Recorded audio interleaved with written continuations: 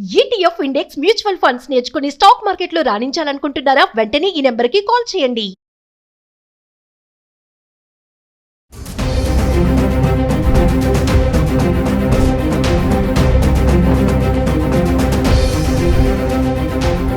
నమస్తే, welcome back to Suman TV. ప్రస్తుతం మనతో పాటు ఉన్నారు consumers affairs committee chairman Mandari Krishnareddy గారు. నమస్తే సార్. నమస్తే మేడం. సార్, బంగారం ధరల గురించి మాట్లాడుకుంటే ఒకసారి తగ్గుతుంది, ఒకసారి పెరుగుతున్నాయి. ఉన్నట్టుండి గంటల్లోని బంగారం రేటు కూడా పెరిగిపోవడం జరుగుతుంది. మరి ఇప్పుడు ఆషాఢం నడుస్తుంది సార్, మరి శ్రావణ మాసం వస్తుంది. శ్రావణ మాసం టైంలో బాగా డిమాండ్ ఉంటుందని కొంతమంది చెప్తున్నారు. అసలు ఈ హెచ్చు తగ్గులకి కారణాలు ఏంటంటారు? అసలు బంగారం ధర హెచ్చు తగ్గులకి ఒక కారణం అంటూ చెప్పడం చాలా కష్టం. ప్రపంచవ్యాప్తంగా జరిగే ఏ సంఘటన అయినా బంగారం మీద ప్రభావం చూపించే అవకాశాలు ఉంటాయి. ఇప్పుడు ముఖ్యంగా ట్రంప్ నిర్ణయాలు, మొన్నటిదాకా ఈ దేశాన్ని తగ్గిస్తాను ఆ దేశాన్ని తగ్గిస్తానని చెప్పిన వాడు నిన్న ఒకేసారి అలా కోపం వచ్చేసి బ్రిక్స్ సంబంధించిన సమావేశాల్లో వాళ్ళు బ్రిక్స్ కరెన్సీని తీసుకొస్తామని చెప్పి నిన్న ఒక నిర్ణయం తీసుకున్నారు. అంటే డాలర్ని పడగొట్టాలని, డాలరుకు ప్రత్యామ్నాయంగా బ్రిక్స్ కరెన్సీ తీసుకొస్తానని ఎప్పుడైతే చెప్పాడో ఆ మాటతో విపరీతమైనట్టు ఊగిపోయే పరిస్థితి ఏర్పడి, నేను ఈ బ్రిక్స్ దేశాల్లో ఎంతమంది అయితే పాల్గొంటున్నారో వీళ్ళందరికీ 10% ఎక్కువగా అన్నిట్లలో కూడా వెంటనే నేను పన్ను పెంచేస్తాను, వాళ్ళు మా దేశానికి సప్లై చేసే అన్ని ఐటమ్స్ మీద 10% పెంచేస్తానని చెప్పాడు. పిచ్చివాడు ప్రేరేపణలాగా ఉంటుంది. రాత్రి ఏం మాట్లాడతాడో, పొద్దున ఏం మాట్లాడతాడో, ఏ క్షణంలో ఏ నిర్ణయం తీసుకుంటాడో, ఒక పరిపూర్ణమైన ఆలోచన విధానం ఉండేటువంటి ఒక ప్రెసిడెంట్ మాట్లాడినట్టుగా మాట్లాడలేదు.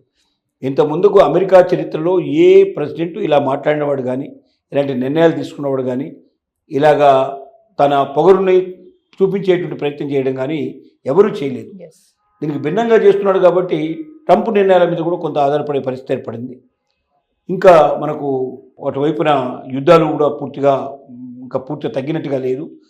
వీటన్నిటినీ దృష్టిలో పెట్టుకొని ఇవాళ కొంత తగ్గుముఖం కనపడుతుంది. ఇంకా కొద్ది రోజులు ఇట్లా తగ్గుముఖం ఉండే అవకాశాలు కనబడుతున్నాయి మనకు. మనం 70-75 వేల దాకా కూడా వెళ్ళినా ఆశ్చర్యపడాల్సిన అక్కర్లేదు. కానీ అదే స్థిరంగా ఉండి అక్కడ మళ్ళీ ముందుకు వచ్చే పరిస్థితి కూడా ఉండొచ్చు. ఇది ఒక్కరోజు ఈ రేటు, ఒకరోజు మరో రేటు ఉండడానికి కారణం ప్రపంచంలో ఉన్న పరిస్థితులను బట్టి, ప్రపంచ మార్కెట్ సంబంధించిన రేటు కాబట్టి వాళ్ళు తీసుకున్న నిర్ణయం మీద ఆధారపడి ఉంటుంది తప్ప ఈ లోకల్ మార్కెట్ మీద ఉండేటువంటి నిర్ణయం కాదు. ఇది దీంట్లో ఉన్న పరిస్థితి. అంటే సార్, ఇలా హెచ్చు తగ్గులు అవుతున్న క్రమంలో ఎవరైతే బంగారం కొనుగోలు చేస్తూ ఉంటారు పెద్ద మొత్తంలో, అలాంటి వాళ్ళకి ఏమైనా ఎఫెక్ట్స్ ఉంటాయంటారా? ఇలా రేట్స్ ఫ్లక్చువేట్స్ అవుతుంటే అంటే అలాంటి వాళ్ళు చాలా జాగ్రత్త పడతారు. పెద్ద మొత్తంలో పర్చేజ్ చేసేటువంటి వాళ్ళు రేపొద్దున హెచ్చు తగ్గులకు కూడా సిద్ధపడేటువంటి వాళ్ళే కొంటారు తప్ప మామూలు వాళ్ళు కొనరు. ప్రభుత్వాలు కొనుక్కునేవేమో అవి రిజర్వ్ బ్యాంకులో పెడతారు. దానికి ఈ రేట్లతో పెద్ద సంబంధం ఉండదు. వాళ్ళు ఆనాటికి ఎంత బంగారం ఉందో చూపి దాని నిల్వ ప్రకారంగా ఏం చేయాలనేది వాళ్ళు దేశానికి సంబంధించిన ఒక నిర్ణయం ఉంటుంది, దాని ప్రకారం పర్చేజ్ చేస్తారు. ఇక పెద్ద పెద్ద ఎత్తులో కొనేవాళ్ళు అప్పటికప్పుడు, అంటే వాళ్ళకి ఆల్రెడీ ఆర్డర్స్ ఉంటాయి. వాళ్ళకి ఒక వారానికో 15 రోజులకో నెలలకు ఉండే 10 రోజులకు ఉండే ఆర్డర్స్ని బట్టి ఈ రేటు నడుస్తుంది, మరి కొనమంటారా అని ముందుగా వాళ్ళకి సంబంధించినటువంటి కస్టమర్స్ని అడిగి తీసుకోమని చెప్పిన తర్వాత తీసుకుంటారు. హెచ్చు తగ్గులతో వాళ్ళకి సంబంధం లేకుండానే ఉంటుంది. ఇక పెద్ద రిస్క్ తీసుకునే వాళ్ళు పెద్ద వ్యాపారస్తులు ఏంటంటే ఒకరోజు తగ్గుతుంది, ఒకరోజు పెరుగుతుంది. పెరిగినప్పుడు వాళ్ళకి కొంత వస్తుంది, తగ్గినప్పుడు కొంత పోతుంది. అది బ్యాలెన్స్ చేసుకుని కొంటూ ఉంటారు. కాబట్టి దీనికి పెద్ద సంబంధాలు ఉండవు. అంటే ముందు శ్రావణ మాసం వస్తుంది అని అంటున్నారు. ఆ టైంలో గోల్డ్కి చాలా డిమాండ్ ఉంటుందని చెప్పేసి ఒక న్యూస్ అయితే ఉంది సార్. అనలిస్ట్ నిపుణులు చెప్తున్నారు. నిజంగానే ఉంటుందా డిమాండ్ ఆ టైంలో? డెఫినెట్గా మనకు ఇప్పుడు ఆషాఢం పోయిన తర్వాత శ్రావణం ప్రారంభం అయితే శుభకార్యాలు అవన్నీ స్టార్ట్ అయ్యే అవకాశాలు ఉంటాయి. శుభకార్యాలు ఎప్పుడైతే స్టార్ట్ అయ్యాయో ఆటోమేటిక్గా డిమాండ్ పెరిగే అవకాశాలు ఉంటాయి. ఎందుకంటే ఆషాఢ మాసంలో ఎక్కువగా మ్యారేజెస్ అవి జరగవు కాబట్టి, పెద్దగా శుభకార్యాలు జరగవు కాబట్టి డెఫినెట్గా కొద్దిగా డల్గా ఉండే అవకాశం ఉంది. శ్రావణ మాసం నుంచి అది పెరిగే పాసిబిలిటీస్ ఉన్నాయి. అది మార్కెట్లో అందరికీ తెలిసిన విషయమే.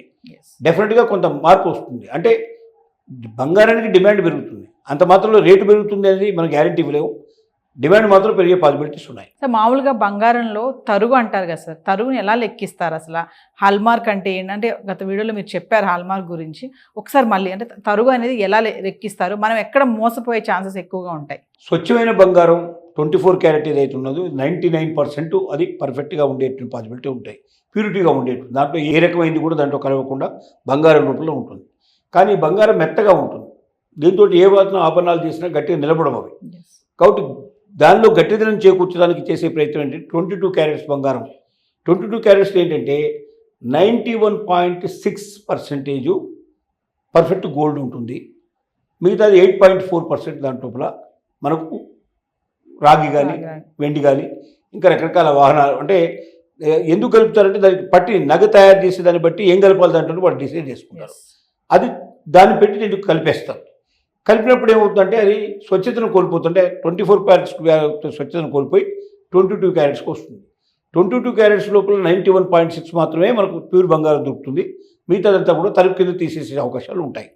అదే 22 నుంచి 18 క్యారెట్స్ కూడా ఉంటుంది. 18 క్యారెట్స్కి వచ్చేసరికల్లా 75% మాత్రమే ప్యూరిటీ ఉంటుంది. 25% ఇతర లోహాలన్నీ కలిపేస్తారు. అంటే దీన్ని బట్టి నగ మనకు కొనేటప్పుడు వాడు తిరిగి మళ్ళీ తీసుకునేటప్పుడు ఏం చేస్తారంటే ఇవి తీసేస్తారు, తలుపు కింద తీసేస్తారు.